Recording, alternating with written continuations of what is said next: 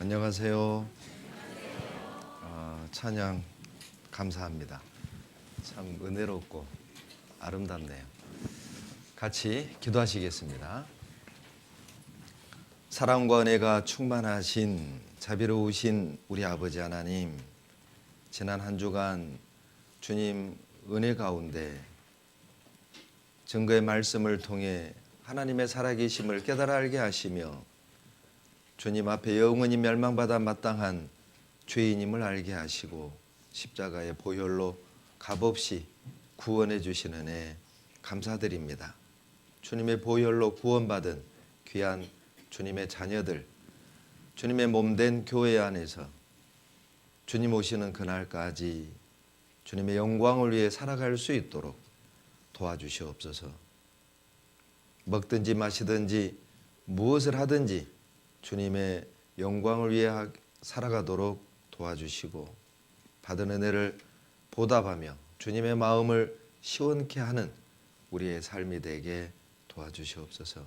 복음을 위해 수고해 주신 우리 서울 중랑교회 모든 형제자매님들에게 영육간에 합당한 은혜로 더해 주시고 더욱 충성되이 행하여 주님의 나라를 세워갈 수 있도록 우리 모두를 귀하게 사용해 주시기를 간절히 바라고 원합니다. 비록 우리가 썩어질 이 세상에 살고 있지만 썩지 아니할 하늘의 영광을 소망하며 살게 하시고 이 땅을 밟고 살아가고 있지만 하늘을 바라보며 살아가는 우리의 삶이 되게 도와주시옵소서. 영원한 것을 위하여 영원하지 않는 것을 버릴 줄 아는 것은 은혜이며 영광임을 기억하고 마음이 나누이지 아니하고 더욱 기쁨과 자원함으로 주님을 섬길 수 있도록 도와주시옵소서. 말씀을 통해 우리가 살아가고 있는 이 시대를 바라볼 때 주님이 계획하신 인류 역사 마지막 때임을 잘 알고 있습니다. 마지막 때 깨어서 부르심에 합당히 행하는 우리 모두가 되도록 도와주시옵소서. 멀리 외국에서 복음을 위해 수고하시는 선교사님들과 그 가정 형편을 하시는 주님께서 필요한 은혜로 더하여 주시고 우리가 비록 몸은 멀리 떨어져 있지만 기도로 여러 가지 방법으로 그 선한 일에 함께 할 수 있도록 도와주시옵소서. 이 시간 하나님의 말씀으로 우리의 마음을 감동시켜 주시고 우리의 삶과 생각을 변화시켜 주시며 우리의 일생을 다스려 주시기를 간구드리며 우리를 사랑하시는 예수님 이름으로 감사하며 기도드렸습니다. 아멘. 창세기 1장 1절을 보시겠습니다. 창세기 1장 1절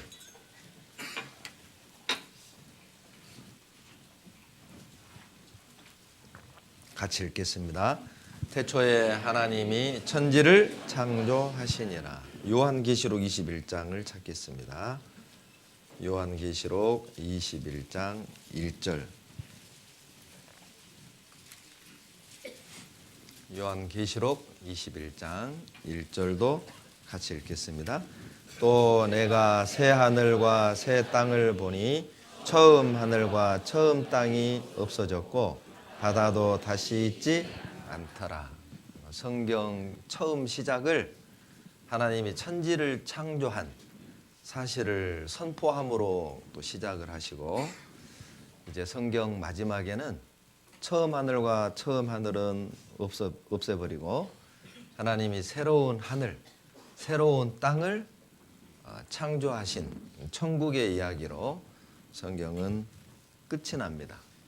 이 시작과 끝을 처음 하늘, 처음 땅의 창조로 시작하시고 이제 마지막을 새 하늘과 새 땅의 창조로 말씀하신 것은 아마 하나님의 어떤 의도가 있었던 것 같아요.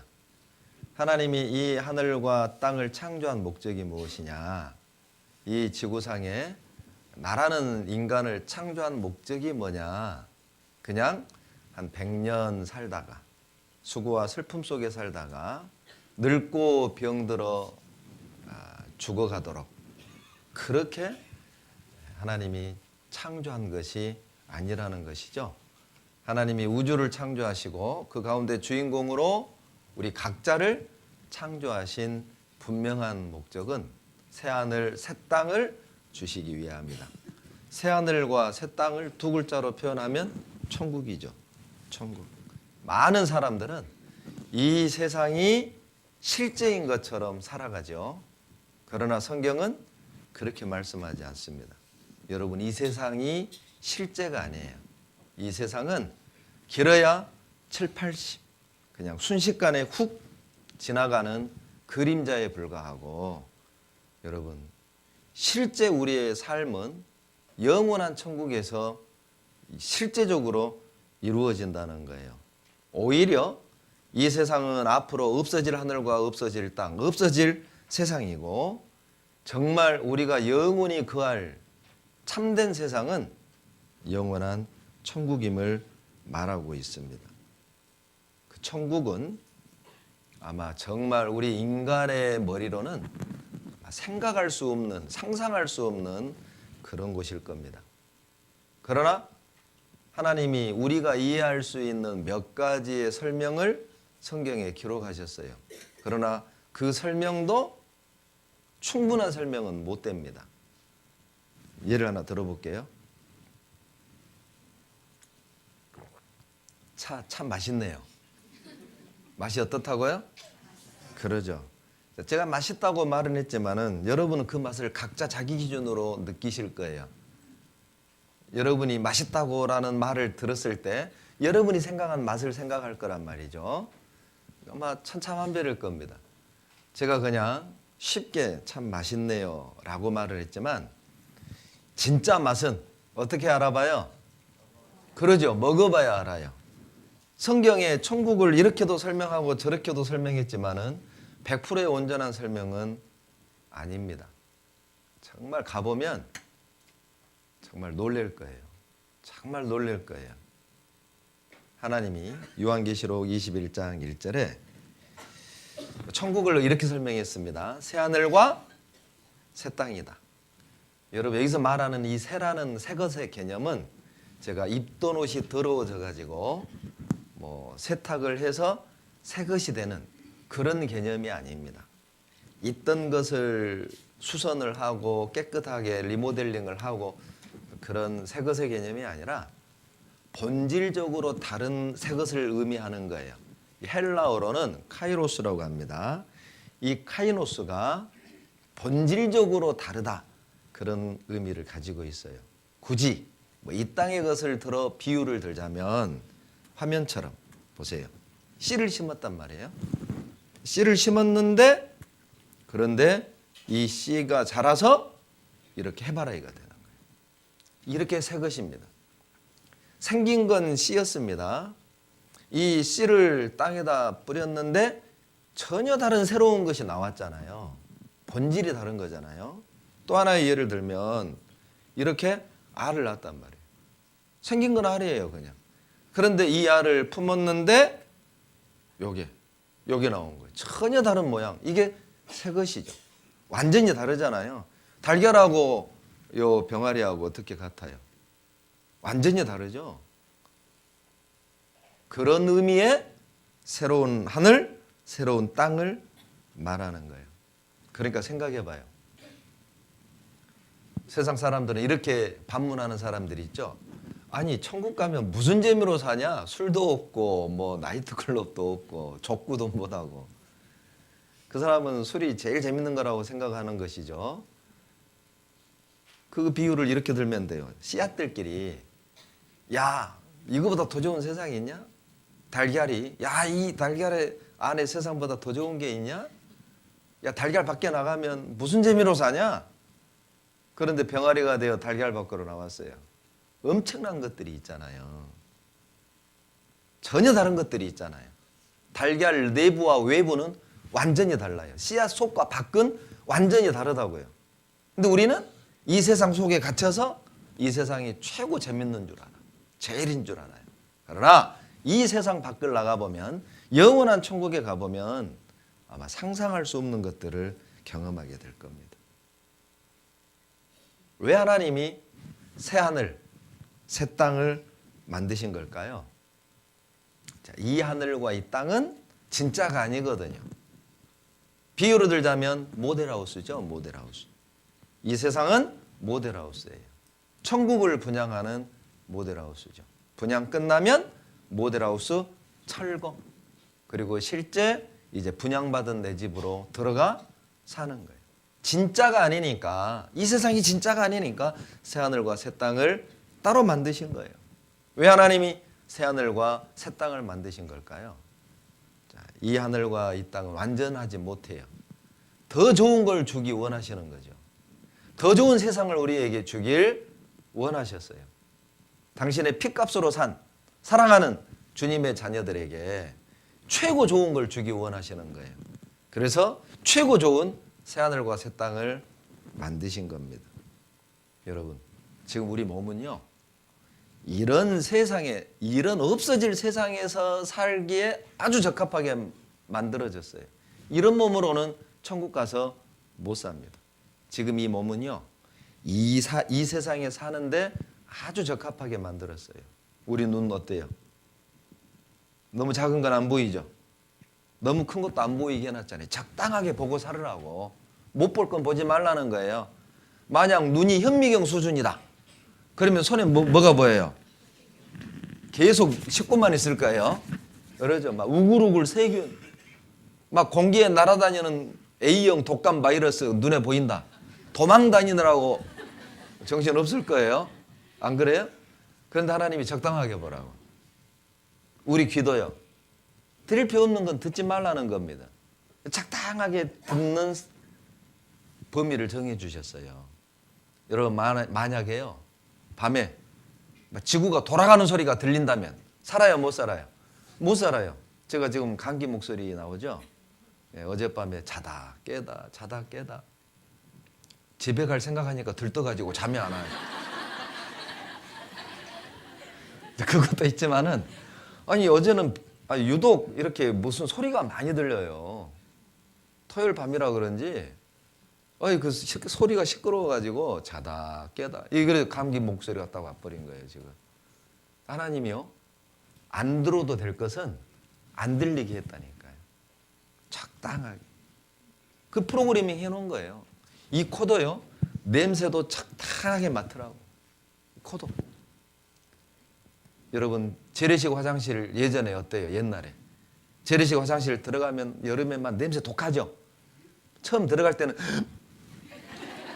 들어가지만은 언제 어떡할 거예요? 숨은 쉬어야지. 그런데 이제 막 처음 냄새 맡을 땐 독하지만 앉아있다 보면 냄새 나요, 안 나요? 안 나요. 마취됐어요. 안 나. 적응해버린 거예요. 그런데 이게 적응이 안 되고 계속 냄새를 맡는다? 못 사는 겁니다. 살 수 없어요. 우리 혀도요, 적당하게 맛을 느끼게 해놨다고. 하나님이 만약에 공기 맛을 느끼게 해놨다. 공기 맛을 알아. 그러면 걸으면서 어떻게 할까요? 냠냠냠. 이 동네 공기 맛있네. 근데 다행히 하나님이 공기 맛은 못 느끼게 해놨어요. 적당하게. 지금 현재 이 몸은 이 세상 용도예요. 천국 용도가 아니에요. 그러니까 이 세상에 살기에는 딱 제격이야. 딱 제격. 그러나 새하늘과 새 땅 용도는 아니에요. 그러니까 새하늘과 새 땅 천국에 들어가려면 새 사람이 돼야 돼요. 새 사람이 되는 방법은 뭐냐? 고린도후서 5장 7절. 그리스도 안에 들어가야 해요. 고린도후서 5장 찾겠습니다. 고린도후서 5장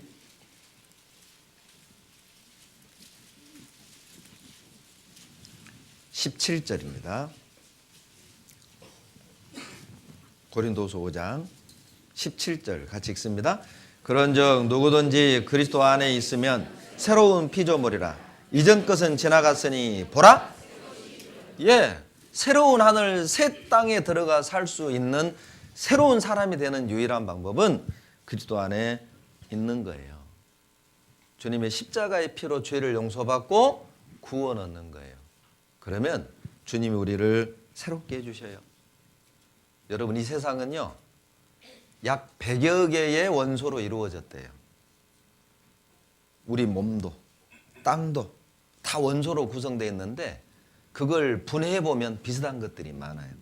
우주를 이루고 있는 모든 원소를 다 분해해보면요 약 100여 개 정도밖에 되지 않아요.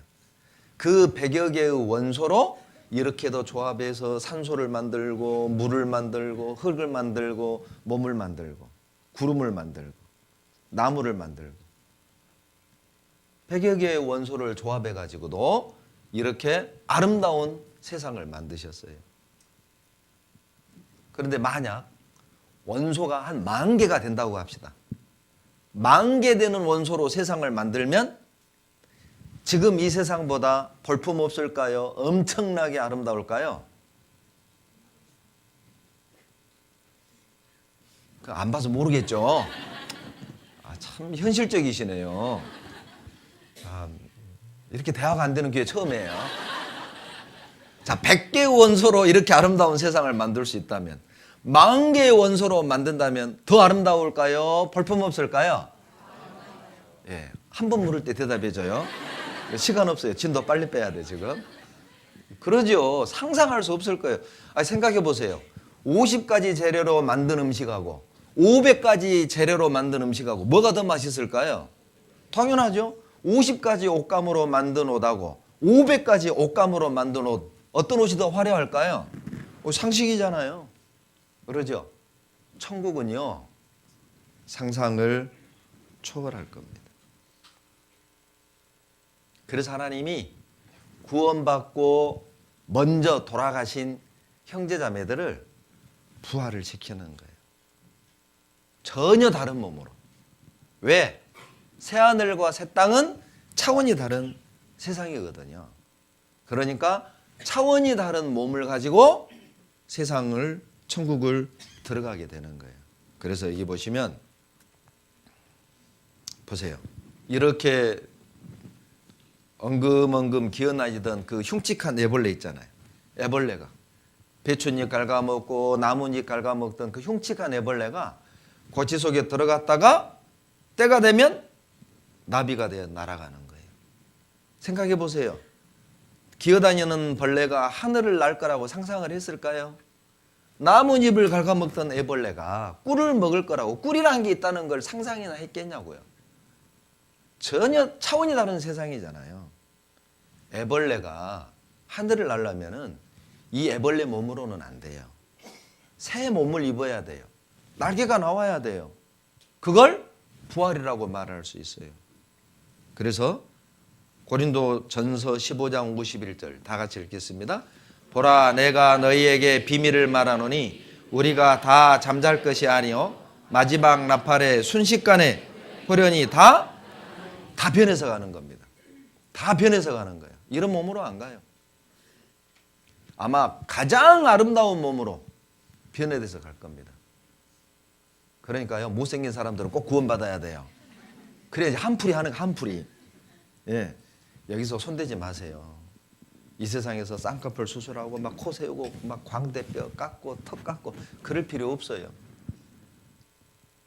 천국 가면 못 알아본다잖아요. 누구세요? 하나님이 만드신 게 가장 좋은 거라고. 가장 좋은 거예요. 그러니까 요즘 예쁘다는 얼굴들은요 개성이 없어요. 그러죠? 다 그 얼굴이 같아. 쌍꺼풀 돼 있죠. 생각해봐요. 눈은 호수 같고 피부는 우윳빛 같고 입술은 앵두 같고 이게 사람이에요? 눈은 눈같이 생기고 피부는 피부색이어야지. 생각해봐요. 하나님이 주신 게 최고 잘 맞는 거라니까요. 그리고 이제 하나님 앞에 갔을 때 하나님이 직접 우리를 성형수술 해줘요. 팔이 없는 사람 팔 나올 것이고 다리 없는 사람 다리 나올 것이고 말 못한 사람 말할 것이고 듣지 못한 사람 들을 것이고 그게 천국입니다. 놀라운 일이 벌어질 거예요. 천국 가면은요, 야, 구원받기 참 잘했다. 내가 예수님 말씀 듣기를 참 잘했다. 교회 안에 있기를 참 잘했다. 그 생각할 거예요. 야, 내가 주님을 위해 살길 참 잘했다. 내가 전도하길 참 잘했다. 그 마음 반드시 들 거라. 하나님은 그런 멋진 걸 주기 원해요. 여러분, 그 모든 것보다도 천국이 좋은 이유가 뭔지 아세요? 하나님과 함께 하는 것이에요. 내가 그렇게 사랑했던 분과 함께 하는 것이야. 그게 천국 아니에요? 내가 사랑하는 사람과 함께 한다. 그것만큼 좋은 거 없잖아요. 내가 그렇게 그리워하던 분과 영원히 함께 한다. 그것만큼 좋은 거 없잖아요. 거기가 천국이에요. 계시록 21장 3절 봅시다.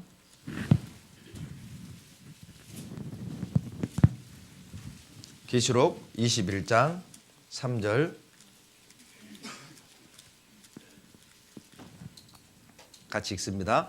내가 들으니 보좌에서 큰 음성이 나서 가로되 보라, 하나님의 장막이 사람들과 함께 있음에 하나님이 저희와 함께 거하시리니 저희는 하나님의 백성이 되고 하나님은 친히 저희와 함께 계셔.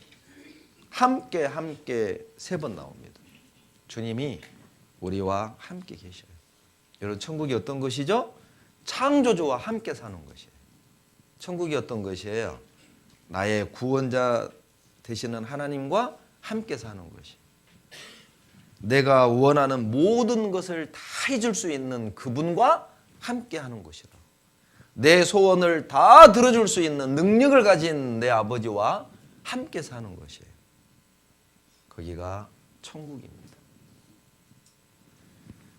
그 천국은 영원한 기쁨이 있는 것이에요. 21장 4절 같이 읽습니다. 모든 눈물을 그 눈에서 씻기심에 다시 사망이 없고 애통하는 것이나 곡하는 것이나 아픈 것이 다시 있지 아니하리니 처음 것들이 다 지나갔음이라라. 다 지나갔음이라라. 밑줄 그어봐요. 멋진 표현이죠? 다 지나갑니다. 여러분, 이 땅에 참 울 일 많죠? 얼마나 눈물 흘릴 일 많아요. 남편 때문에, 자식 때문에, 부모 때문에, 형제간 때문에, 형제 자매들 때문에, 또는 내 육신 때문에 주님 위해 살고 싶은데 이것이 안 돼서, 굴복이 안 돼서, 괴로워서, 말씀을 듣다가 감동돼서 우리 울 일이 얼마나 많습니까? 그런데 그거 다 지나가요. 주님 앞에 서잖아요. 우리 눈물 닦아주셔요. 고생했다. 고생했다. 내가 다 봤다. 너 참는 거 내가 다 봤다. 너 고생할 때 내가 너의 곁에 있었단다. 너의 신음을 내가 다 들었단다. 여러분, 이것 보상 충분하지 않아요? 그러면 된 거예요. 주님이 우리 눈에서 눈물을 닦아주십니다. 거기는 사망이 없습니다. 애통하는 것이 없습니다. 아픈 것이 없어요. 이거 우리가 원하는 것들이잖아요. 우리 얼마나 몸 나이 드실수록 여기저기 아프죠? 그러죠? 예, 우리 봉사위원들하고 얘기하는데 이번 한 주간 병 얘기밖에 안 하시더라고요. 여기도 아프고 어떤 분은 썩썩한 데가 관절밖에 없대요.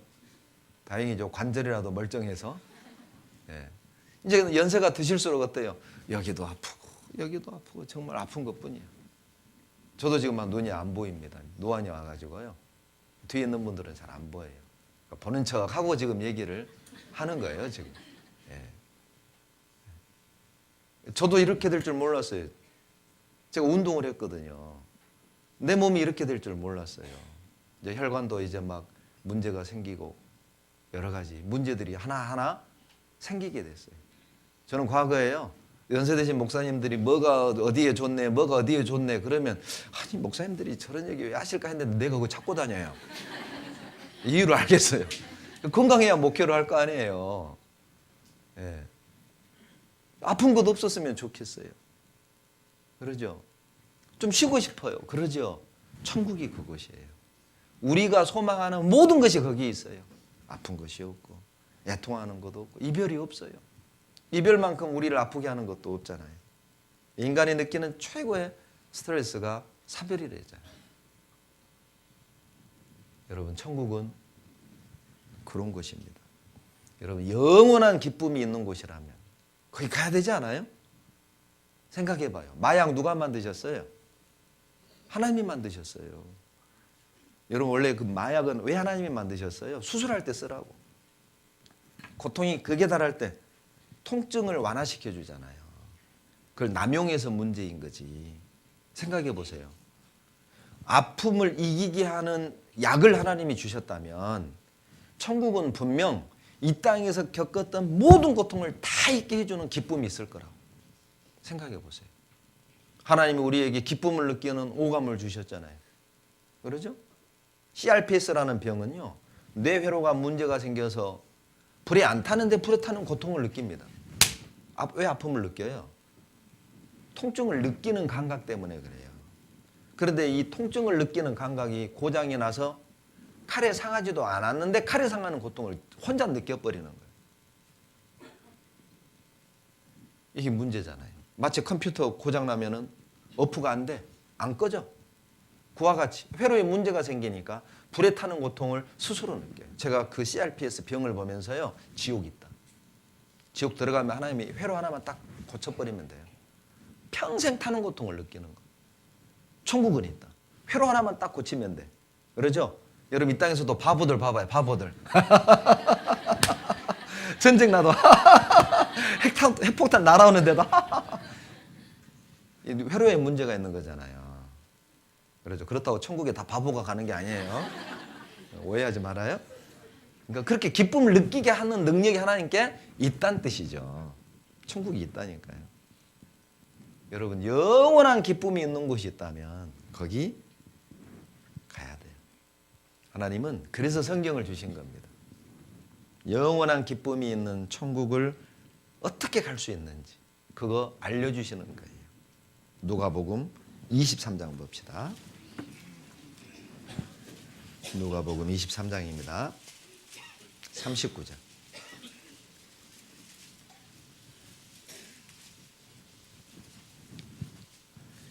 달린의 학자 중 하나는 비방하여 가로되 내가 그리스도가 아니냐 너와 우리를 구원하라 하되 하나는 그 사람을 꾸짖어 가로되 내가 동일한 정죄를 받고서도 하나님을 두려워하냐 하느냐 우리는 우리 행한 일에 상당한 보응을 받는 것이니 이에 당연하거니와 이 사람의 행한 것은 옳지 않은 것이 없느니라 하고 43절까지 같이 읽죠.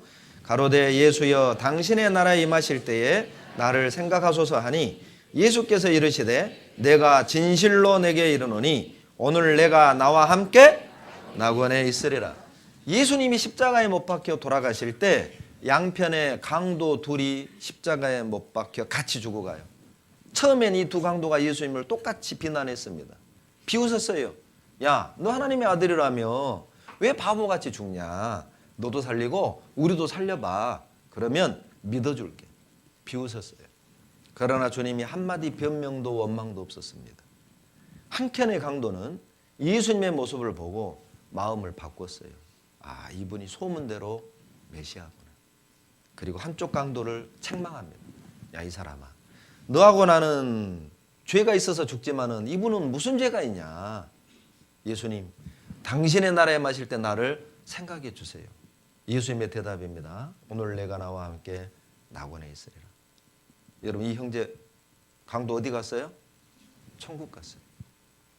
강도가 구원받았으니까 강형제죠? 네.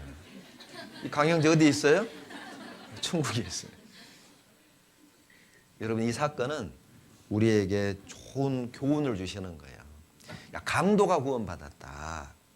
그렇다면 너도 구원받을 수 있어. 우리에게 희망을 주는 말씀입니다. 그리고 이 강도가 구원받는 모습을 통해서 우리 같은 죄인이 어떻게 구원 얻는지를 교훈해 주시는 거예요.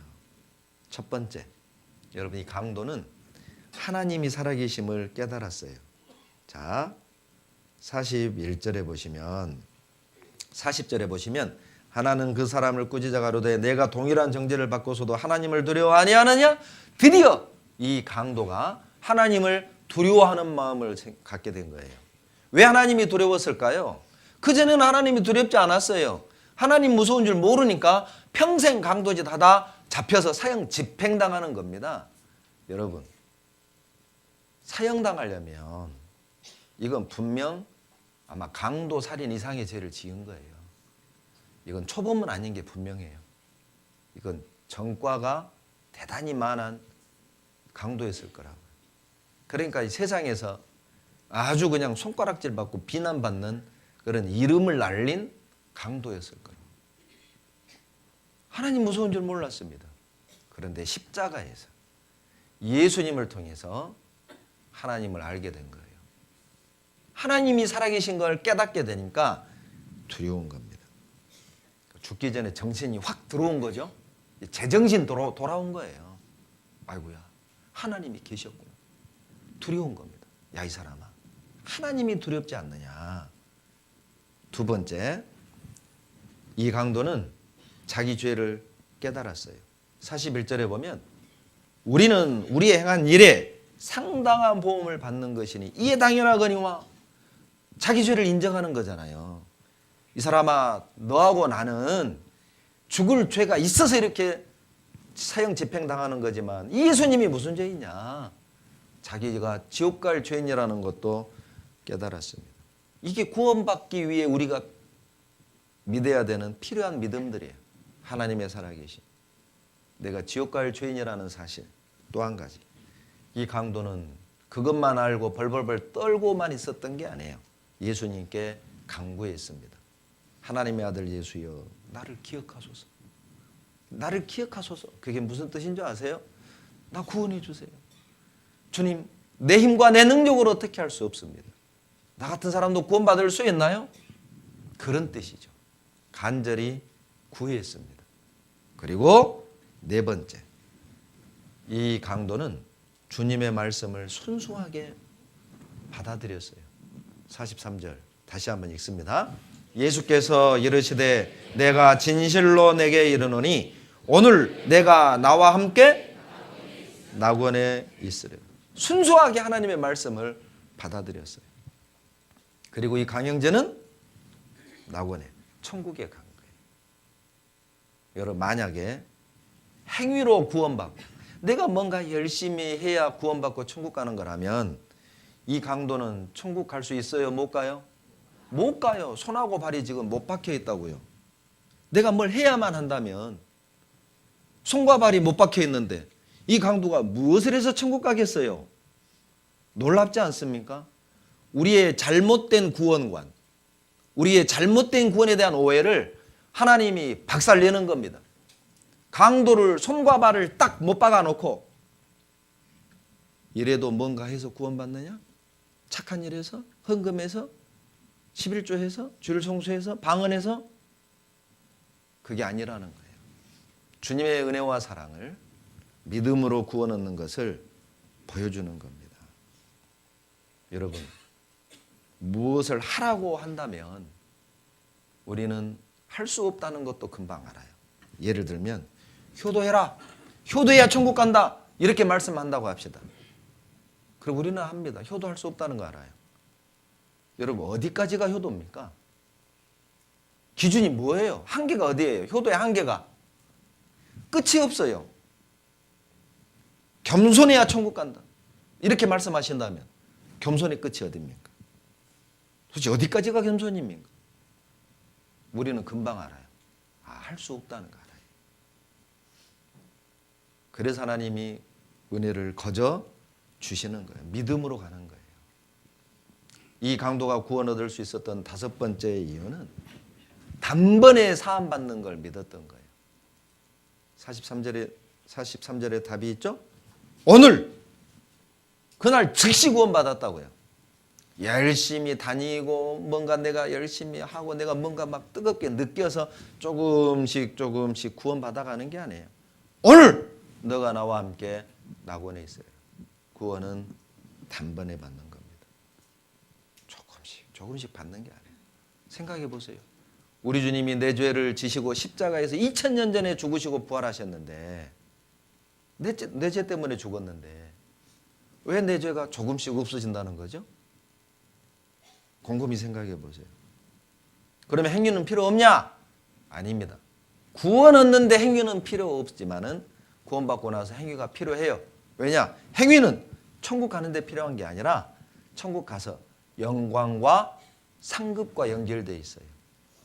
이제 구원받고 나서 감사하니까 우리가 봉사도 하고 전도도 하고 기도도 하고 헌금도 하는 거예요. 그리고 우리가 행한 만큼 하나님이 상을 주셔요.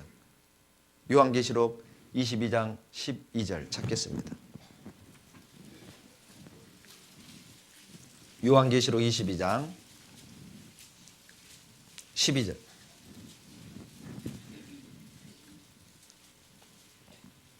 같이 읽겠습니다. 보라, 내가 속히 오리니 내가 줄 상이 내게 있어 각 사람에게 그의 일한 대로 갚아주리라. 여러분, 우리의 행위는 상급과 연결되어 있는 것이지 천국 가느냐 못 가느냐하고는 전혀 상관이 없어요. 천국은 행위로 가는 게 아닙니다. 주님의 공로, 주님의 은혜를 믿음으로 가는 것임을 모든 성경이 증거하고 있어요. 성경을 읽어보면 저도 구원받기 전에 그렇게 성경을 이렇게 구약을 읽어도요 너무 어려워요. 제일 어려운 게 레위기. 레위기를 읽다 보면은요 짐승을 죽이는데 그냥 안 죽여요. 막 팔 다리를 분해를 시키고 내장 창자 뽑아가지고 어디다 태우고, 이게 너무 어려운 거예요. 그러니까 거듭나기 전에는 레위기 읽을 때는요 읽었다 치고 넘어가요. 그냥 넘어가고 그냥 읽기 편한 데부터. 어차피 제사니까 뭐 제사 지냈다 치고 모르니까. 그런데 구원받고 레위기 보니까요 복음입니다. 복음이에요. 예수님을 통해서 성경을 보면 다 이해가 됩니다.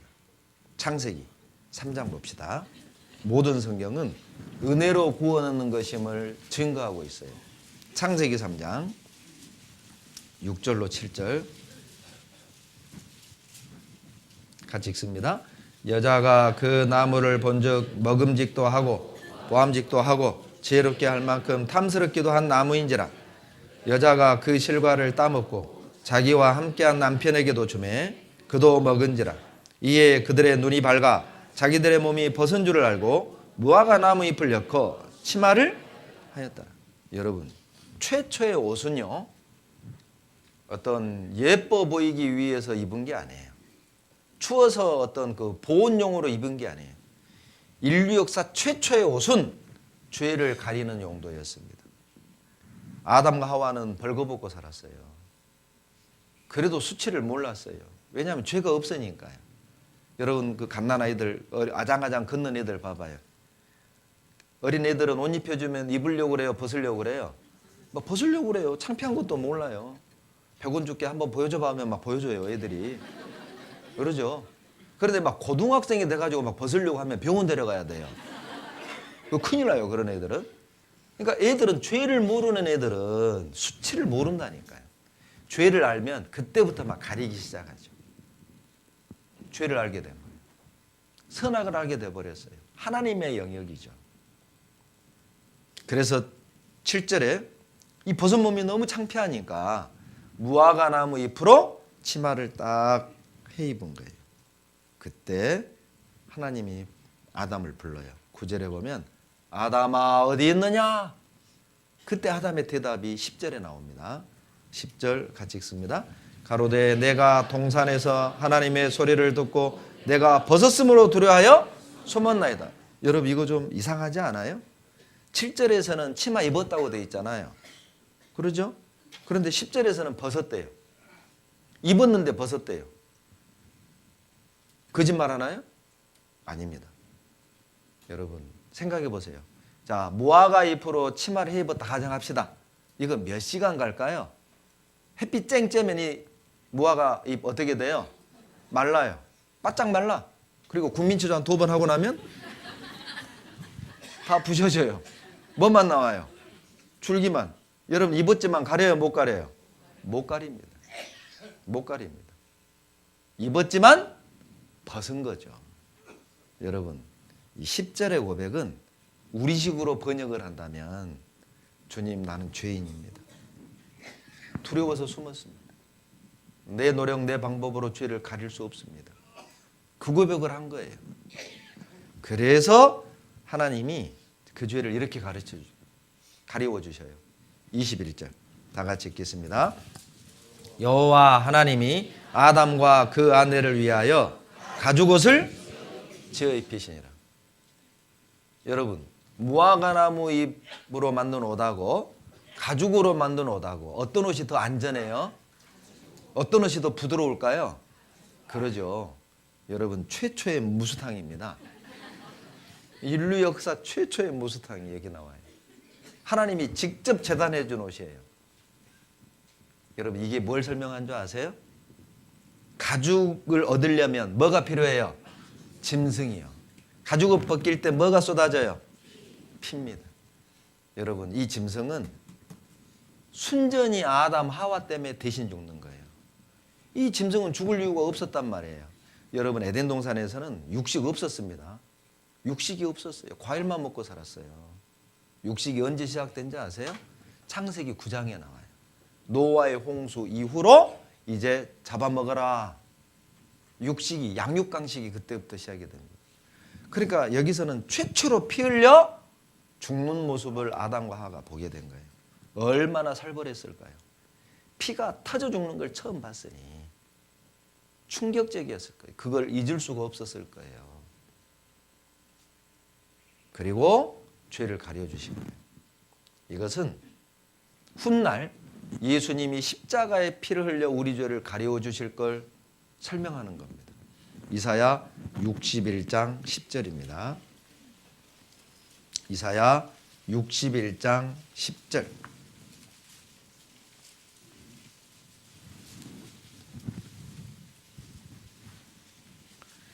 구약 1042페이지입니다. 61장 10절 다 같이 읽겠습니다. 내가 여호와로 인하여 크게 기뻐하며 내 영혼이 나의 하나님으로 인하여 즐거워하리니 이는 그가 구원의 옷으로 내게 입히시며 의의 겉옷으로 내게 더하심이 신랑이 사모를 쓰며 신부가 자기 보물로 단장함 같게 하셨습니다. 여러분, 옷은 가리는 용도죠. 옷은 수치와 부끄러운 걸 가리는 거예요. 예수님이, 하나님이 왜 구원의 옷이라고 그랬을까요? 예수님의 피로 우리 죄를 가려 주셨잖아요. 가려 주셨기 때문에 옷이라고 표현을 한 거예요. 주님의 피가 내 죄를 영원히 도말해 주신 걸 믿는 사람은 구원의 옷을 입은 것으로 보는 거예요. 여러분, 자, 경찰 옷 입은 사람 딱 보면 직업이 뭔지 알죠? 누구예요? 경찰인 줄 알아요. 그러죠? 간호사 옷 입은 사람을 보면은 그 사람 직업 뭐예요? 간호사인 줄 알아요. 하나님 우리를 보실 때 의의 옷으로 입은 걸 보셔요. 하나님 우리를 무엇으로 보셔요? 의인으로 보셔요. 의인으로 보셔요. 그래서 옷이라고 표현을 한 거예요. 어떤 옷을 입은 것인지 보면 그 사람이 어떤 사람인지 아는 것처럼 구원의 옷을 입은 사람은 하나님이 의인으로 보시는 거예요. 창세기 4장으로 돌아가 봅니다. 창세기 4장 1절 제가 읽어드릴게요. 아담이 그 아내 하와와 동침하매 하와가 잉태하여 가인을 낳고 이르되 내가 여호와로 말미암아 득남하였다 하니라.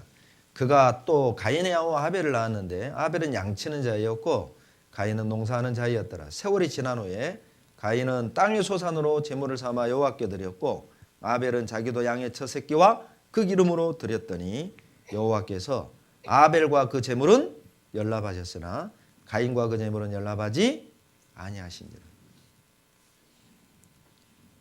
아담과 하와가 많은 자식을 낳았습니다. 그 중에 가인과 아벨의 이야기만 4절에 기록하신 거예요. 여러분, 아담과 하와는요 1살 때부터 애 낳을 수 있었습니다. 그러니까 처음 만들 때부터 애를 낳을 수 있는 존재로 만들었거든요. 그래서 번성하라 이렇게 말씀하신 거예요. 번성할 수 있는 성체로 만들었거든요. 그러니까 생각해 보세요. 930년을 살았으니 몇 명 낳았겠어요? 많이 낳았을 거예요. 그러나 성경은 우리의 구원과 관계된 책입니다. 구원과 관계된 역사적 사건만을 기록한 거예요. 많은 자식들 얘기 중에 가인과 아벨의 이야기가 우리의 구원과 연결되어 있거든요. 그래서 두 아들의 이름이 여기에 등장하는 거예요. 그런데 아벨의 제사는 받는데 가인 제사는 안 받아요. 아벨은 양을 제물로 드렸고 가인은 농산물을 제물로 드렸거든요. 그럼 물어봅시다. 왜 하나님이 아벨 제사 받고 가인 제사 안 받은 거예요? 이유가 뭐예요? 하나님이 스테이크 좋아하셔요? 스테이크? 뭐 채소 이런 거 별로 안 좋아하셔요? 제가 어떤 그 전도사 하는 얘기를 들었어요. 다른 교단인데요. 제가 장로교를 다닐 때 그 전사가 그러는 거예요. 정성이 부족했기 때문에 가인 제사를 안 받았대요.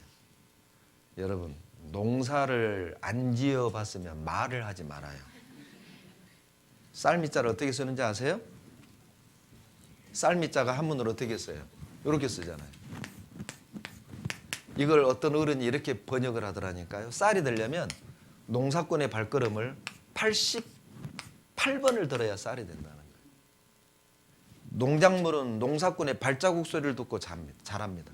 아세요? 정성으로 치자면 가인이 훨씬 정성 들어가죠. 오히려 정성 때문에 가인은 버림받은 거예요. 아벨은요, 정성이 아닌 믿음으로 갔습니다. 여러분, 성경에 답이 있어요. 히브리서 11장 4절입니다. 히브리서 11장 4절.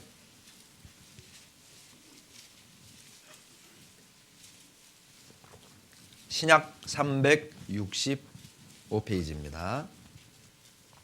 히브리서 11장 4절 같이 읽습니다.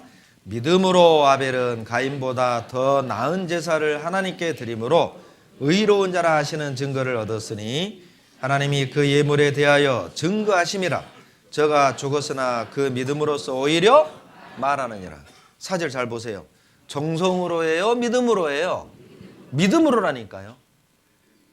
아벨의 믿음을 받으신 거예요. 아벨이 믿음으로 나왔다는 걸 뭘 보고 알아요? 재물을 보고 한다고 돼 있잖아요. 4절에 보세요. 예물에 대하여 증거한다고 그랬죠? 여러분, 우리가 무엇을 들고 하나님께 나아가는가를 보면 하나님은 알아요. 믿음으로 나오는지 열심으로 나오는지. 자기가 드렸던 열심, 헌금, 교회를 세계 개척한 그 공로를 들고 나아간다면 자기 정성을 의지하고 나온 사람이에요. 그런데 십자가의 피를 의지하고 주님 앞에 나아간다면 믿음으로 나오는 거예요. 하나님이 그 믿음을 받으시는 거예요. 여러분은 무엇을 들고 하나님께 나아가렵니까? 열심입니까? 노력입니까? 착하게 산 겁니까? 종교생활 열심히 한 겁니까? 아니에요. 오직 십자가의 피 외에는 없습니다. 이 가인은요, 끝까지 자기 생각대로 믿은 사람의 모습이라면 아벨은 믿음으로 하나님께 나아가는 사람의 모습이에요. 여러분, 여기에 지금도 두 종류의 사람이 있다니까요. 이 말씀을 듣고도 가인처럼 끝까지 자기 정성, 자기 열심과 노력과 방법으로 구원 얻으려는 사람이 있고, 아벨처럼 자기 생각을 내려놓고 믿음으로 주님의 보혈을 의지하고 나아가는 사람이 있고, 두 종류의 사람이 있어요. 여러분, 아벨의 믿음을 본받으셔야 됩니다. 우리가 구원을 얻는데 나의 열심과 노력이 아무 의미가 없어요. 출애굽기 11장 보시죠. 출애굽기 11장입니다.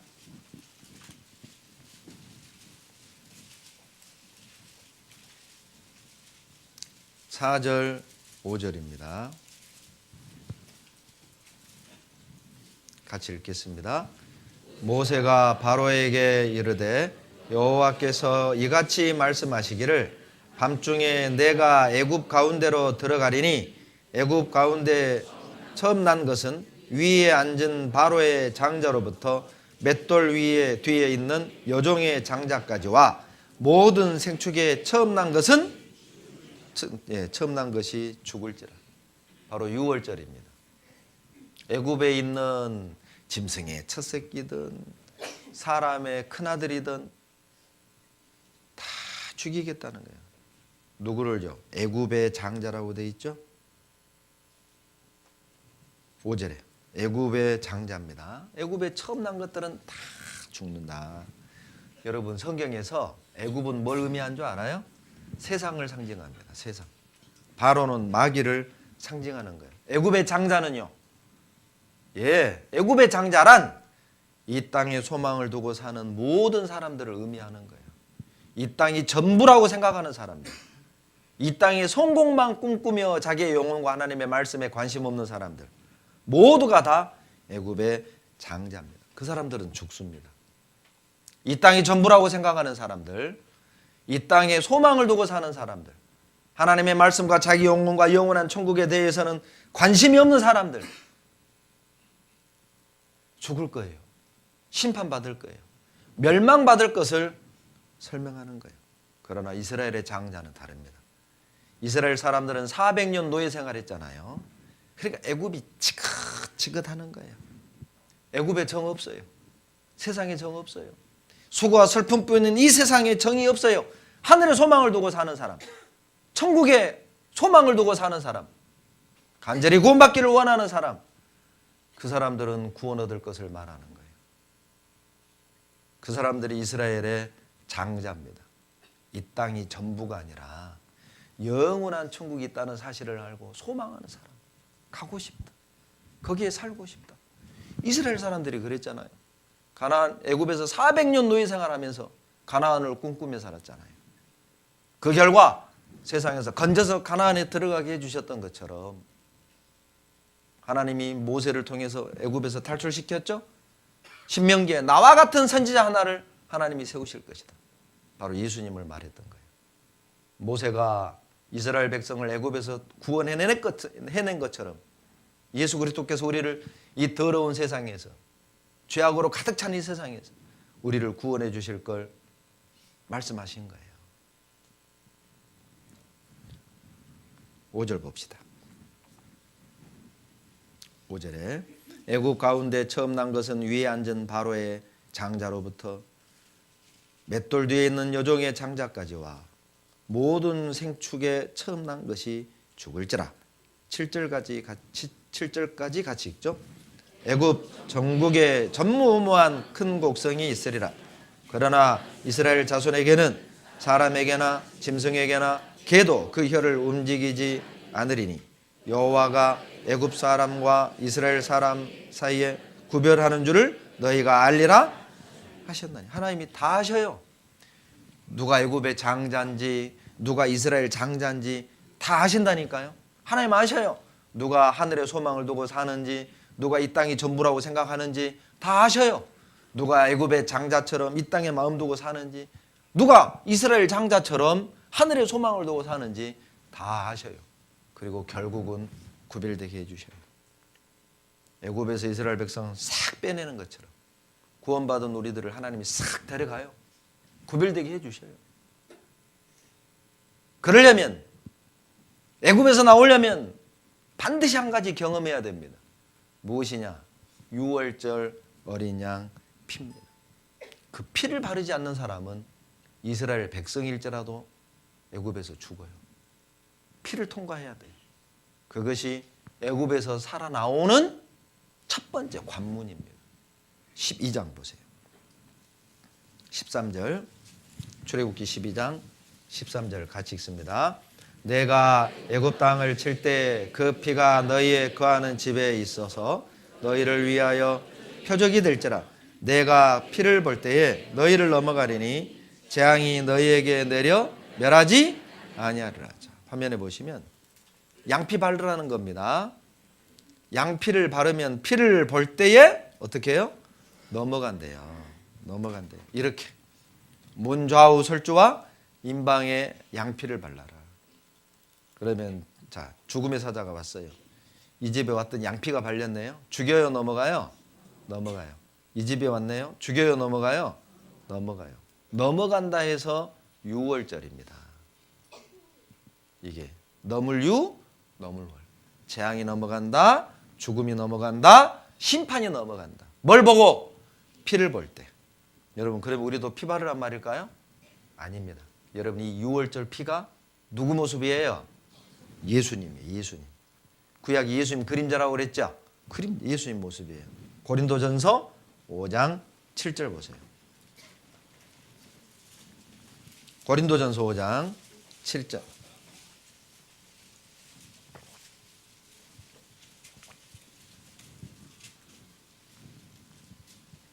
같이 읽겠습니다. 너희는 누룩 없는 자인데 새 덩어리가 되기 위하여 묵은 누룩을 내어버리라. 우리의 유월절 양 곧 그리스도께서 희생이 되셨느니라. 보세요. 예수님을 유월절 양이라고 그랬어요. 이거 유월절을 알아야만 이 말씀이 이해가 되죠. 조금 전 유월절 말씀드렸죠. 여러분, 진문좌우 설주와 양피를 바르면 피를 볼 때 저주가 넘어간다. 심판이 넘어간다. 재앙이 넘어간다. 그게 유월절이잖아요. 그와 같이 오늘날 우리 시대에는요, 각 사람의 마음속에 예수님의 피가 우리 죄를 영원히 도말하여 구원했음을 믿는 사람들은 재앙이 넘어간다. 저주가 넘어간다. 심판이 넘어간다. 그 말이에요. 그래서 예수님을 유월절 양 이렇게 표현한 겁니다. 유월절에 양피 발라 재앙과 저주가 넘어갔던 것처럼 오늘날 우리 시대에는 예수님의 피를 믿는 사람들에겐 저주와 재앙이 넘어갈 것을 그림자로 보여주신 거예요. 여러분, 우리가 흔히 쓰는 단어 중에 이런 단어 있죠. 무슨 양? 희생양. 여러분, 이 희생양이 성경에서 나온 단어예요. 희생양이 성경에서 나온 단어라고요. 내가 죽어야 되는데 양 죽였잖아요. 그게 희생양이에요. 예수님이 희생양이죠. 내가 저주받아야 되는데 우리 주님이 대신 받으신 거예요. 여러분, 희생을 한문으로 이렇게 씁니다. 이 희자가요, 소우변의 양양자, 빼어날 수, 창과자입니다. 무슨 뜻이죠? 소나 양 중에 흠이 없는 놈을 대신 죽였어요. 이게 희생희자입니다. 또 약자로 이렇게 씁니다. 이게 희생희자인데 소우와 양양자, 나자입니다. 내가 죽어야 되는데 소나 양을 나 대신 죽였다니까요. 그래서 희생양이라고 한 거예요. 여러분, 이 오를 의자죠.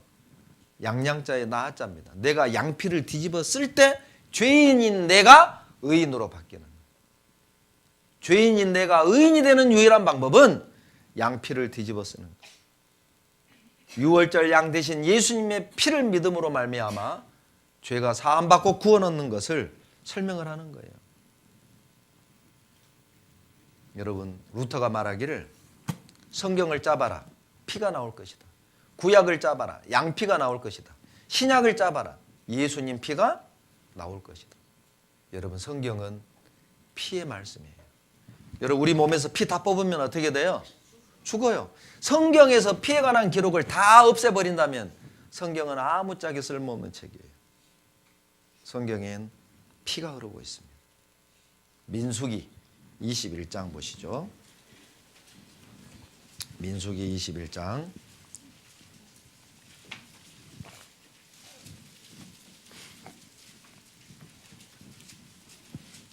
구약 성경 231페이지입니다. 5절, 4절부터 제가 읽어드릴게요.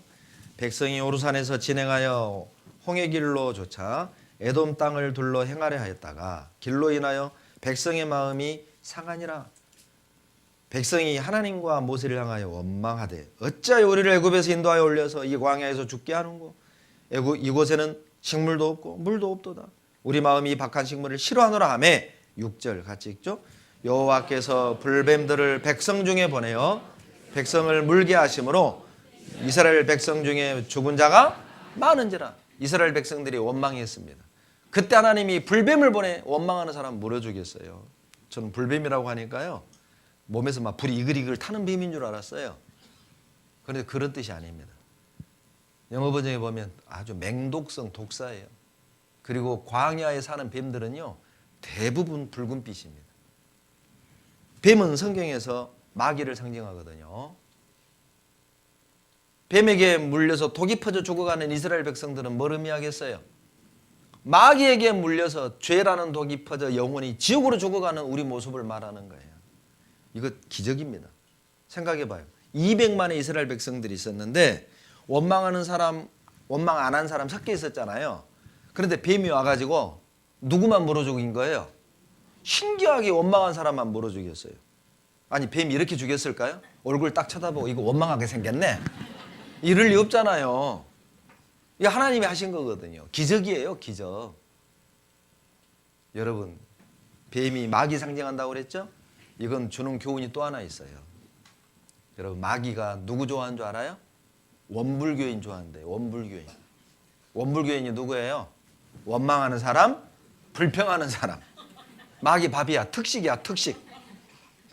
마귀가 좋아하는 사람이요. 매일 원망, 매일 불평, 투덜투덜. 오늘 아침에 어떻게 하고 나왔어요? 혹시 투덜거리고 나오지 않았어요? 마귀 밥인 거예요. 마귀에게 속은 거예요. 하나님이 사는 방법 가르쳐 주셔요. 8절, 9절입니다. 같이 읽겠습니다. 여호와께서 모세에게 이르시되 불뱀을 만들어 장대 위에 달라 물린 자마다 그것을 보면 살리라. 모세가 놋뱀을 만들어 장대 위에 다니 뱀에게 물린 자마다 놋뱀을 쳐다본즉 살더라. 자, 화면 보시면 이게 이스라엘이 걸었던 광야입니다. 하나님이 불뱀을 보내서 탁 물어주겠잖아요. 사는 방법은 놋으로 뱀을 만들어 장대 위에 높이 달라는 거예요. 이것을 쳐다본즉 살리라. 그런데 놀라운 건요, 안 쳐다보고 죽은 사람이 또 수천 명이에요. 얼마나 어리석어요. 쳐다보면 다 살았다니까요. 이게 뭘 의미하는 줄 알아요? 구원이 얼마나 쉬운지를 말하는 거예요. 여러분, 우리 한번 예를 한번 들어봅시다. 자, 우리 사이자 마이크. 요 사이자 마이크가 놋뱀이라고 합시다. 우리 상황극 한번 합시다. 제가 모세하고 여러분이 이스라엘 백성 하는 거예요. 여러분, 놋뱀을 쳐다보면 산다고 했어. 나보면 어떻게, 다 놋뱀 봐야지. 이 다 죽었네. 아니, 넋이 나가서 저에게. 다시 정신 차려요. 다시 합니다. 여러분, 놋뱀을 쳐다보면 산다고 했어. 샥, 얼마나 쉬워요. 여러분 물어봅시다. 이거 보는 거 어려워요, 쉬워요? 쉬워요. 어려워서 죽은 게 아닙니다. 쉬워. 뭐라고 그랬어요? 쉬워요. 예. 이 쳐다본 게 어려운 게 아니라고요. 쉬워요, 쉬워. 그런데 이걸 안 본 거예요. 고개 돌리는 게 귀찮아요? 눈알만 굴리면 돼. 샥샥 이렇게. 이래도 사는 걸 보기 싫은 거예요. 누가 안 봤을까요? 나름 똑똑한 사람들. 나름 똑똑한 사람들이 구원받기 어려워요. 야, 독사에 물렸으면 해독제 먹어야지. 저거 본다고 살아? 난 해독제 찾으러 갈 거야. 구원 못 받는 거예요. 이 가운데도 그런 사람이 있죠. 나름 똑똑해. 아는 척해. 그런 사람이 구원받기 어려워요. 성경에요, 어린아이처럼 순수하라고 그랬어요. 하나님이 그렇다고 말씀하시면 그런 거라고. 우리가 뭘 알아서 하나님 말씀에 토를 달겠어요? 생각해 보세요. 그런데 그 조그마한 그 지식 가지고 재는 거예요. 이래서 어떻고 저래서 어떻고. 구원 얻는 게 어려운 게 아닙니다. 보면 돼요, 보면. 여러분, 저 놋뱀이 능력이 있어서 살린 게 아니에요. 봤다는 말은 믿었다는 뜻이에요. 믿는 자는 산다는 걸 설명하는 거예요. 여러분, 놋뱀은 또 뭘 상징할까요? 예수님입니다. 놋뱀도 예수님이라니까요. 요한복음 3장 짝 있다고 그랬죠? 요한복음 3장 14절 봅시다.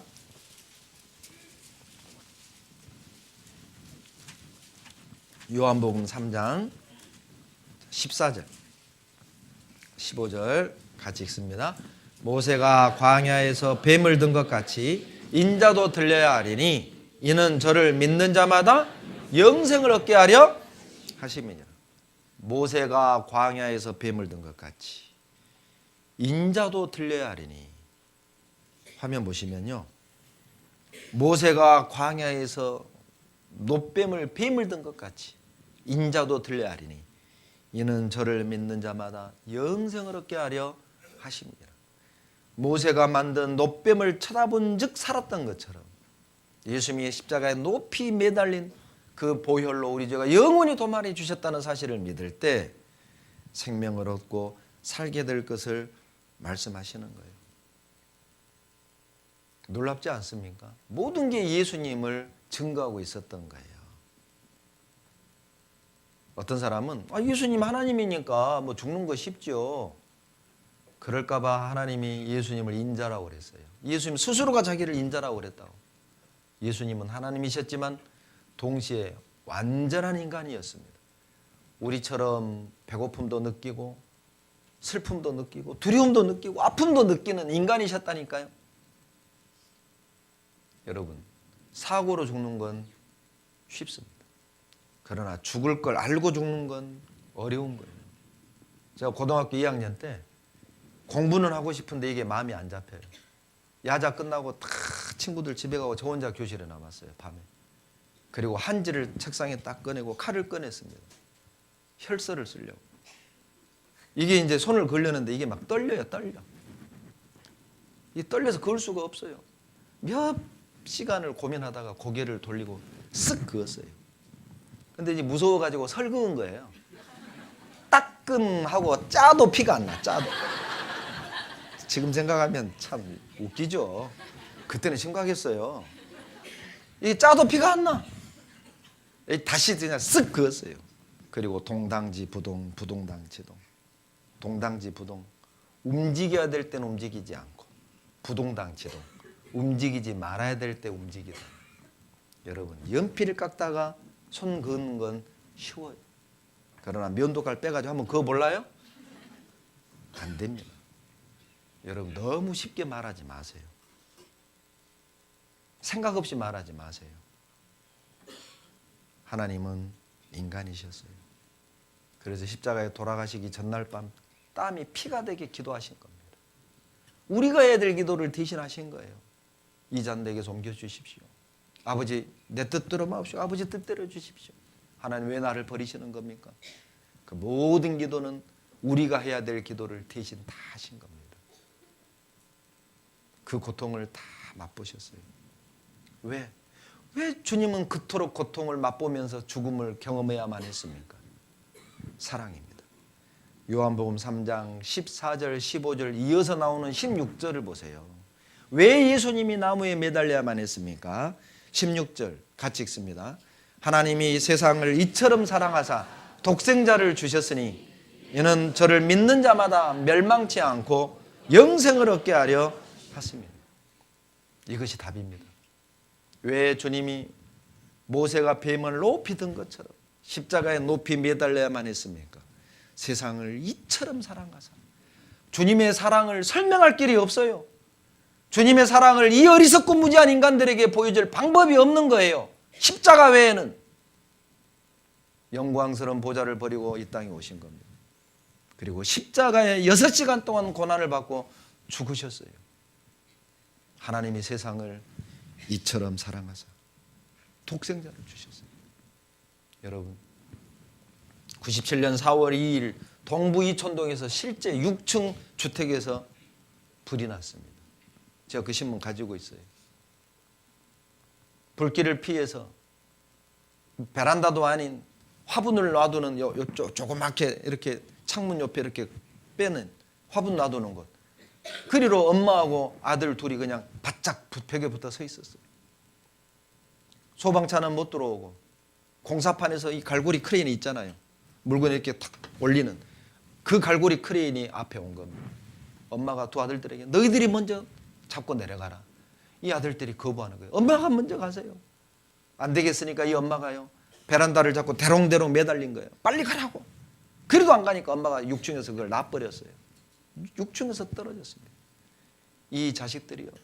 어머니. 그리고 내려와서 어머니가 떨어진 곳으로 뛰어갔어요. 웬걸요? 어머니가 치마를 틀고 일어나네.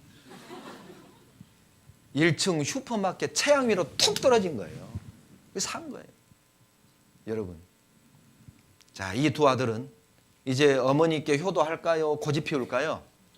예, 어머니가 걸레질하면 어머니 주세요, 저희들이 할게요. 설거지하면 어머니 쉬세요, 저희들이 할게요. 이렇게 바뀔 겁니다. 어머니 사랑을 봤잖아요. 어머니가 자기를 어떻게 사랑하는지를 봤잖아요. 그 사랑을 느낀 자식은 바뀔 수밖에 없습니다. 우리가 주님을 사랑하는 이유입니다.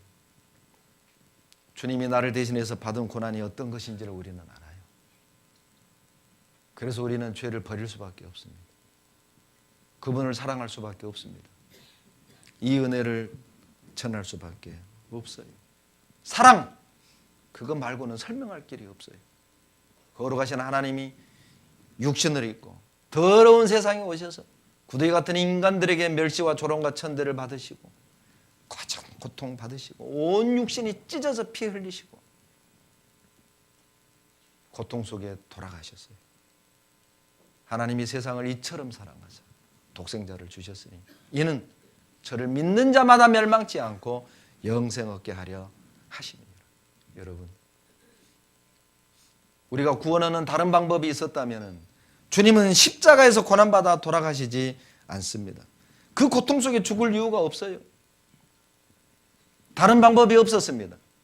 우리 같은 죄인이 죄를 용서받고 구원 얻는 다른 방법이 없었어요. 그래서 주님은 십자가에 죽는 길을 선택했던 것입니다. 이제 우리가 구원 얻은 주님의 자녀라면 우리는 이제 변해야 됩니다. 죄를 이겨야 됩니다. 어떻게 그러면 죄를 이길 수 있을까요? 자, 보시죠. 죄를 이기는 첫 번째 방법이에요. 여러분, 주님의 사랑을 많이 알아가셔야 됩니다. 그래야 죄를 이겨요. 다 같이 읽겠습니다. 능히 모든 성도와 함께 지식에 넘치는 그리스도의 사랑을 알아 그 넓이와 길이와 높이와 깊이가 어떠함을 깨달아 하나님의 모든 충만하신 것으로 충만하게 하시기를 구하노라. 여러분, 성도와 함께 할 때 주님의 사랑이 얼마나 넓고 길고 높고 깊은지를 깨달아가요. 그러면 충만해진다니까요. 충만해지면 죄를 이겨요. 자, 보세요. 예를 하나 들어볼게요.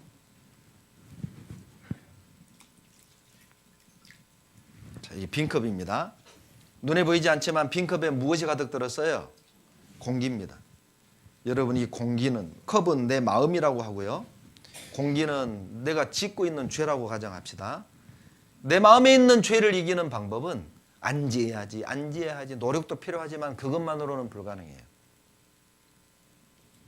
여러분, 공기를 싹 빼내는 방법 뭐예요? 물을 채우면 됩니다. 물은 주님의 사랑이에요. 내 마음 안에 주님의 사랑을 느끼고 채운 만큼 내 안에 있는 죄는 이기게 돼 있습니다. 여러분, 죄를 이기게 하는 건 사랑밖에 없어요. 사람을 변화시키는 건 사랑밖에 없습니다. 주님의 사랑을 더 많이 알아가세요. 저는 구원받기 전에도 제 좌우명이 효자 사친이었습니다. 효자는 부모를 섬긴다. 저는 형님이 3분 계시지만 결혼하고 제가 형님들에게 우겼어요. 어머니 내가 모시겠다.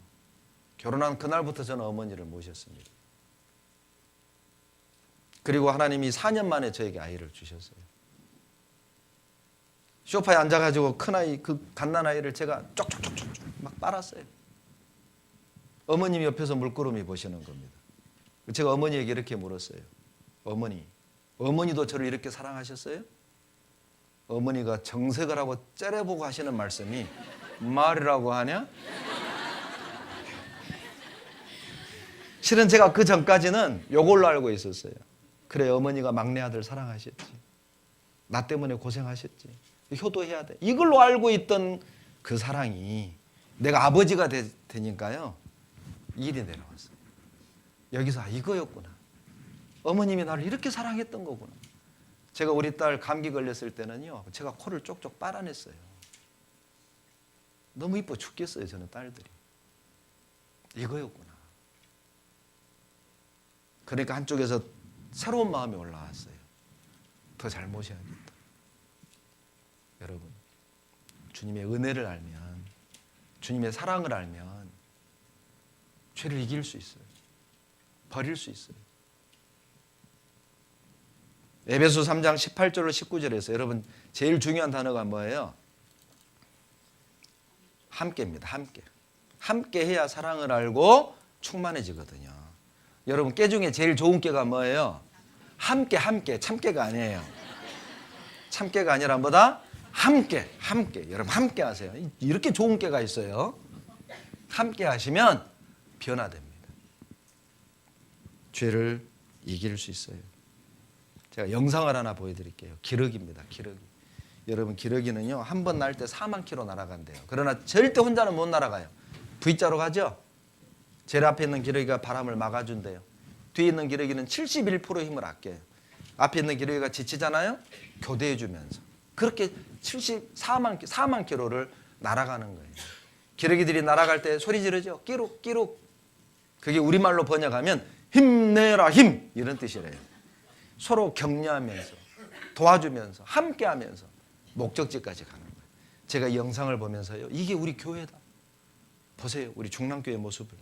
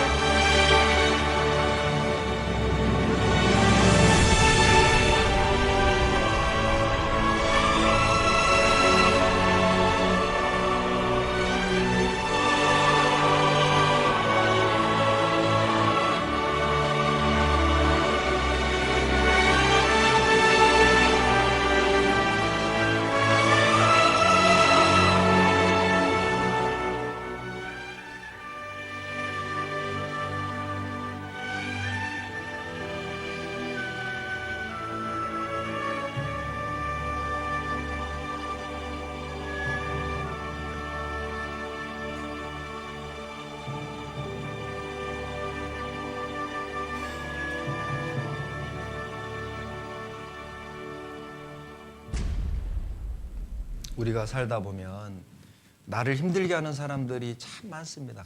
그런데 놀라운 것은 나를 힘들게 하는 사람들이 누구냐? 멀리 있는 사람이 아니에요.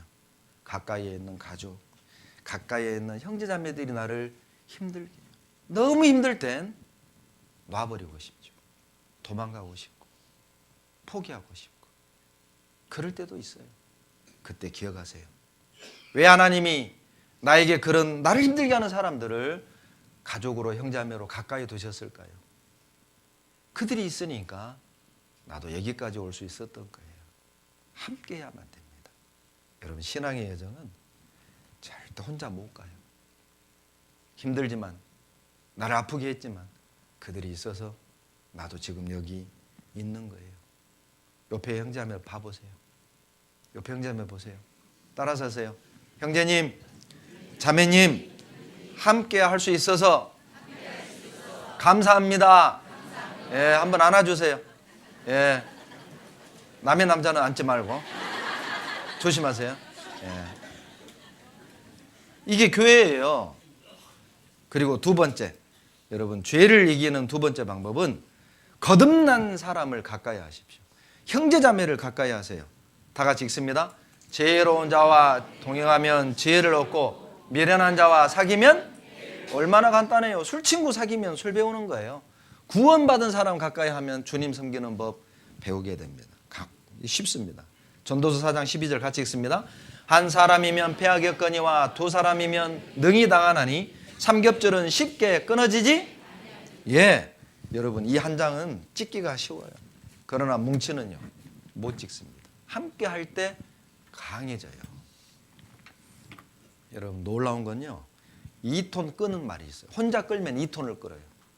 혼자 끌면 3톤을 끌어요. 이 두 말을 멍에를 지어서 함께 짐을 끌면 산술적으로 5톤 끌어야 되잖아요. 그런데 6.5톤을 끕니다. 혼자 끌 때보다 1.5톤을 더 끌어요. 뭘 의미하죠? 여러분, 우리처럼 가진 것도 없고 잘난 것 없는 무능한 우리들이지만 우리 중랑 식구들이 하나가 되잖아요. 우리가 생각지 못한 능력이 나오는 거예요. 우리 각자였다면 할 수 없는 것들을 우리가 함께 하잖아요. 우리한테 이런 능력이 있었나? 여러분도 놀랄 겁니다. 함께 하십시오. 같이 하십시오. 주님이 역사하실 거예요. 제가 제주도 갔을 때 이 돌담이 이렇게 있는 거예요. 그래서 제가 보고 이거 불안한데 넘어질 것 같은데, 그랬더니 목사님이요, 아니요, 이거 바람 불어도 안 넘어져요. 왜냐? 구멍 사이로 바람이 상쇄가 될 뿐 아니라 우리 눈에 안 보이지만 돌들이 이가 있대요. 이가. 그래서 바람이 불면 움직이면서 이게 이가 착착착착 맞아간대요. 제가 그 얘기를 듣고요. 스톱! 이것도 우리 교회다. 사진 찍어야겠다. 사진 찍었어요. 우리 모습이잖아요. 보세요. 그러죠? 교회 가정에서 교회에서 보면 어때요? 나를 콕콕 찌르는 형제자매들이 있죠. 아프게. 그러죠? 나를 누르는 사람 있잖아요. 그 배영재 꼭 힘들게 하죠. 나를. 예. 왜 그런 사람들을 내 남편으로, 내 아내로, 내 자식으로, 내 부모로, 내 구역 식구들로, 내 봉사 부서 형제자매로 나를 힘들게 하는 사람들을 왜 가까이 두셨을까요? 그들과 함께하고 있으니까 우리가 같이 버티고 서 있는 거라고. 이게 교회입니다. 절대 마음에 새겨놓으세요. 나를 힘들게 할지라도 가족이고 형제자매라는 걸 잊지 말아요. 함께할 때 강하다는 걸 기억하세요. 사도행전 2장 46절로 47절 같이 읽죠. 날마다 마음을 같이하여 성전에 모이기를 힘쓰고 집에서 떡을 떼며 기쁨과 순전한 마음으로 음식을 먹고 하나님을 찬미하며 또 온 백성에게 칭송을 받으니 주께서 구원받는 사람을 날마다 더하게 하십니다. 여러분 모이기 힘쓰십시오. 목사님이 자랑하더라고. 우리 중랑 식구들은 잘 모인다고. 아주 잘하고 계셔요. 자주 모이세요. 구원받는 사람 더해 주십니다. 그리고 죄를 이기는 세 번째 방법, 말씀을 사모하셔야 됩니다. 많이 읽으세요. 베드로전서 2장 2절에 갓난 아이들같이 순전하고 신령한 젖을 사모하라. 이 신령한 젖이니까 엄마 젖 아닌 건 분명하죠? 말씀입니다. 이번에 갓 구원받은 형제자매들은요, 말씀을 많이 읽으세요. 하루에 적어도 5장씩 읽으세요. 꼭 읽으세요. 5장씩. 그런데 이제 이게 습관상이요, 꼭 창세기부터 읽어요. 구약부터. 그러죠? 근데 구약이 좀 어렵거든요. 그러니까 진도가 안 나가요. 1년이 지나도 출애굽을 못해. 막 출애굽께서 헤매. 못 읽었더라. 이 진도가 안 나가. 그러니까 그렇게 읽지 말고 이번에 구원받은 분들은요, 요한복음부터 읽으세요. 요한복음부터 순서대로 이렇게 다시 요한복음까지 누가복음까지 딱 읽고 나면은 이제는 신약 3장, 구약 3장 하루에 6장씩 동시에 읽으세요. 그리고 처음 성경을 읽는 분들은요, 이해하려고 하지 말아요. 콩나물 시루에 물 주면 싹 빠지지만 콩나물 자라는 것처럼 진도 빼는 데만 신경 쓰시면 돼요. 그래도 남는 게 있습니다. 책을 손에 붙잡는 습관을 먼저 만드는 게 중요하니까 이해하려 하지 말고 읽기만 하세요. 그냥. 그리고 주일 수요일 말씀 잘 들으시면 돼요. 여러분, 성경을 공부하는 사람은 하나님과 동행할 수 있어요. 그리고 네 번째, 죄를 이기는 네 번째 방법, 전도하십시오. 같이 읽습니다. 너는 말씀을 전파하라. 때를 얻든지 못 얻든지 항상 힘쓰라. 여러분, 전도할 때가 두 때가 있어요. 전도할 때는 두 때입니다. 언제예요? 때를 얻었을 때 또는 못 얻었을 때. 항상 하란 말이죠. 환경과 여건 탓하지 마라. 그래서 디모데전서 5장 8절 같이 읽습니다. 누구든지 자기 친족, 특히 자기 가족을 돌아보지 아니하면 믿음을 배반한 자요 불신자보다 더. 여러분, 세상에서 제일 악한 사람이 누군지 알아요? 전도하지 않는 그리스도인입니다. 가장 악한 사람이에요. 지옥 있는 거 뻔히 알면서 입 다무는 거예요. 여러분, 한 사람을 소개해 드릴게요. 니콜라스 윈턴이라는 사람입니다. 유대인입니다. 런던에서 주식으로 돈을 번 사람이에요. 그런데 체코에서 난민을 돕는 친구가 도와달라는 연락을 받고 넘어갔어요. 갔더니 수용소에서 유대인 아이들이 고통받는 걸 봤습니다. 자기 사비를 다 털어서 1939년 3월부터 8월까지 8번의 기차 운행을 통해서 669명을 살려내요. 가짜 서류 만들어서 영국으로 입양시키는 것처럼 자기 사비를 통 다 털었습니다. 그리고 39년 9월 1일 250명을 태운 아이들이 출발을 하려는 그 순간 전쟁이 터집니다. 그리고 니콜라스 윈턴은 자책으로 세월을 보내요. 1988년에 집안 청소를 하던 부인이 그 서류 더미를 찾아냅니다. 여보, 이거 뭐야? 쓸데없는 거야. 버려. BBC 방송국에 갖다 줍니다. 유대인 669명을 살려낸 서류였어요. 방송국에서 살아남은 이제 노인이 된 그 어린아이들과 니콜라스 윈턴을 방송국으로 불렀어요. 서로 몰라요. 사회자가 얘기해 줍니다. 이 안에 당신들을 살려낸 니콜라스 윈턴이 있다. 제가 그 장면을 보는데요, 천국에 갔을 때 우리 모습인 것 같아요. 한번 보시죠.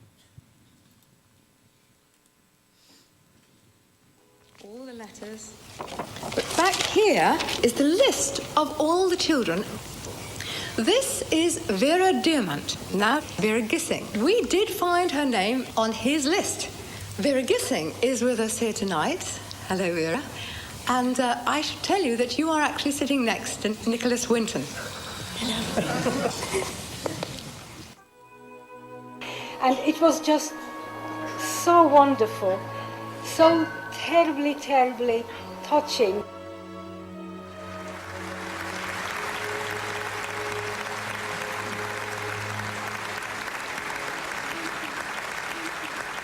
Can I ask, is there anyone in our audience tonight who owes their life to Nicholas Winton? If so, could you stand up, please?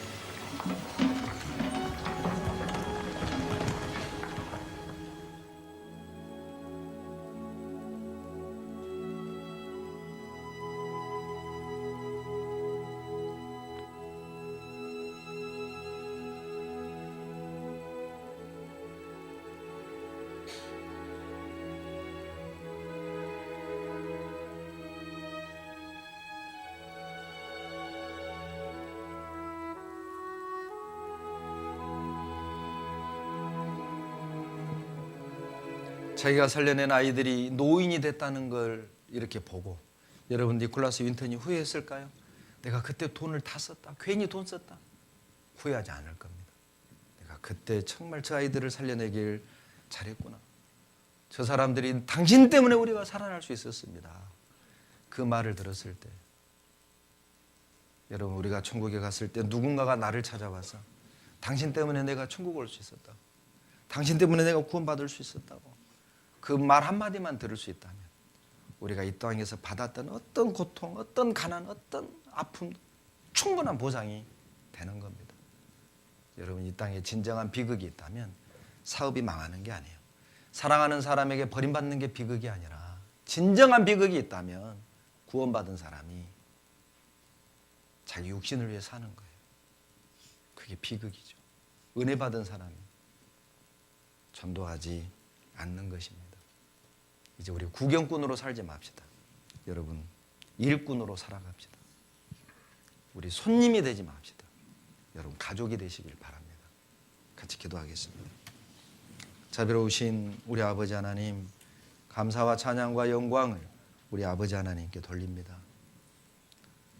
나의 모든 죄를 주님의 보혈로 대속해 주시고 값없이 자녀 삼아 주신 은혜 감사드립니다. 이번에 새롭게 구원받은 귀한 자녀들, 주님 오시는 그날까지 거룩한 몸된 교회 안에서 주님의 영광을 위해 살아갈 수 있도록 도와주시옵소서. 주님을 섬기는 것이 얼마나 즐거운 일인지 깨달아 알게 도와주시옵소서. 교회 안에 살아가는 것이 얼마나 복된 것인지 잊지 않게 도와주시옵소서.